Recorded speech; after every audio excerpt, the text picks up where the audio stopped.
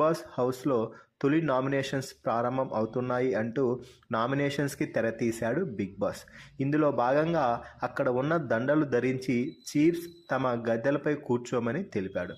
ఇక నామినేషన్స్లో భాగంగా సోనియా ముందుగా బేబక్కని నామినేట్ చేస్తూ మీరు ఇర్రెస్పాన్సిబుల్గా ఉన్నారు, కిచెన్లో కరెక్ట్గా నిర్ణయాలు తీసుకోవడంలో మీరు విఫలమయ్యారు అంటూ ఫైర్ అవుతూ నామినేట్ చేసింది. దీన్ని డిపెండ్ చేసుకున్న బేబక్క పప్పు ఉడకకపోతే నేను ఏం చేయాలి, ప్రెజర్ తీసుకున్న తర్వాత ఆ ప్రెజర్ అంతా పోయే వరకు వెయిట్ చేయాలి అంటూ బేబక్క చెప్తుంది.